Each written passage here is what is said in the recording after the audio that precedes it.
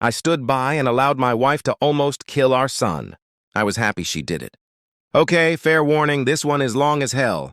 Apologies for that?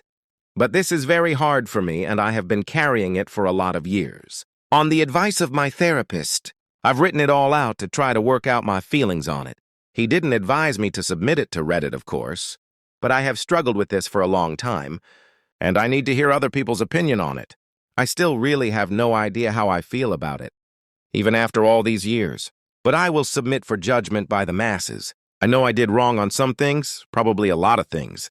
I tried to do my best that I could. My son was very troubled. Very troubled.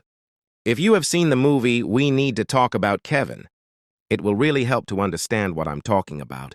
Because I swear to God, when I watched that film, I thought I was watching a documentary of my life. I felt like the writer must have had cameras hidden in my damn house. That's how accurate it was. The only difference is that in the movie, the boy appears normal to his father and only reveals his true nature to his mother. With my son, he didn't have that mask.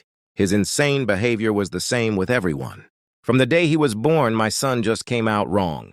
He was planned, my wife and I tried to get pregnant and were ecstatic when he was born. He was wanted and loved. We showered affection on him and really tried to give him a happy childhood.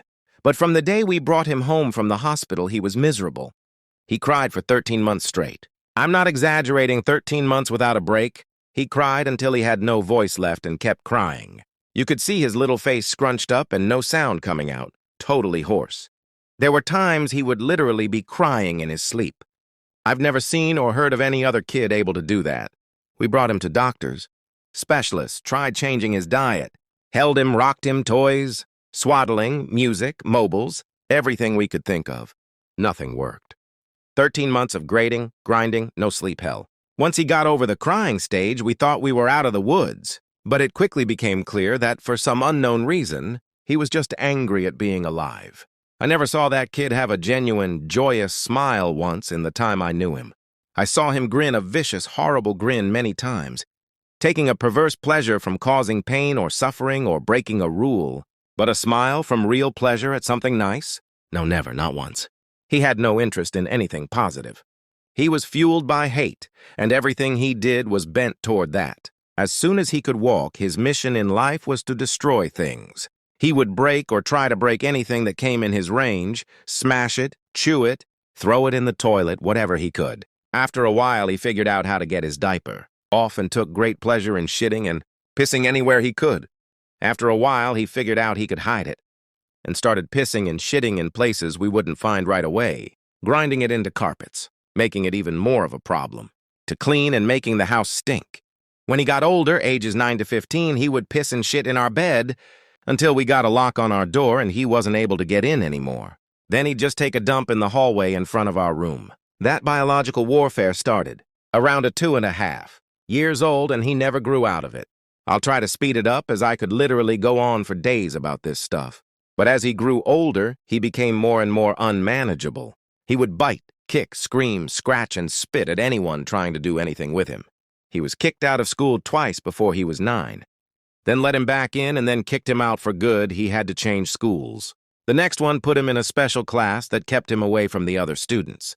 We had to install a door and lock on the kitchen because he would steal knives and use them to gouge the walls and furniture or chase people with them. When he was 10, he stabbed me pretty good in the hip and ass. I still have the scars. As he grew older, he grew darker. He moved into setting things on fire and torturing local animals. There was a stray dog that hung out around the park near our house. My son blinded it in one eye with a BBQ fork. He would dip cats' tails in gasoline and light them on fire. He became a violent, stinking, vicious beast that lived in our house. We couldn't do anything with him. I will take this opportunity to preempt the tsunami of messages. Yes, we had the kid in therapy. He saw a psychiatrist twice a week and had God knows how many different medications prescribed to him over the years. Nothing worked. Therapy didn't work. Meds didn't work. Nothing fucking worked. He was like a poison cloud of hate and fury, lashing out at anything in his reach. When my son was 16, my wife got pregnant again. I can't tell you how different our reaction was. Instead of joy, we felt horror. This pregnancy had not been planned, and we really were at a loss over what to do. We talked a lot about terminating, but A, access to abortion was not as easy in those days as it is now, and B, my wife was very against it. We talked about many options. In the end, we decided that my wife would have the baby, and if it turned out evil, we would put it up for adoption. We knew we just couldn't do it again with another child like our son. We had a daughter. She was normal. Suddenly, we saw what our lives should have been like the whole time, how things would have been had our son not been himself. She laughed at things. She breastfed without biting. After 4 months, she was sleeping through the night. She was happy. She was normal. I can't describe the relief and happiness that we both felt. This where I believe I may have started really pulling back from my son. Up until that time, whatever mistakes I made, I had always tried to do the best for my son. But when my daughter was born, my wife and I both instinctively just turned toward her. My son hadn't cared about the pregnancy, but when we brought our daughter home, he escalated. At this time, he was 17, and we were having blowout screaming matches daily. Usually after we fought, he would storm out and disappear for hours or overnight. It was a relief. I started to look forward to the fights just to get him away. After the birth of our daughter, our relationship with him was almost gone. My wife was worse. If he came near her, she would scream at him to get away until he left. He spent more time out of the house, which we welcomed. Because of his behavior, we had installed heavy doors and locks throughout the house. We weren't locking him in. We were locking ourselves away to stay safe. On the day in question, I had fought with my son in the morning, and he left in a rage. My wife and I were in the kitchen while our daughter napped. Then we heard her cry. Not normal crying, but terror. We ran to the room, unlocked the door, and found him there. He had climbed in through the window. He stood over her crib with a knife. He had already cut her. He was dragging the knife across her face, teasing her while she screamed. My wife reacted instantly. She knocked the knife away and slammed into him, sending him into the wall. I picked up my daughter while my wife faced him. I could have stopped her. I didn't. She stepped toward him and punched him in the face, hard. Blood immediately started pouring. She hit him again, and again. She unleashed everything, years of anger, fear, and pain. He tried to fight back but couldn't. He screamed for her to stop. I stood there and watched. Then I turned away and took my daughter out.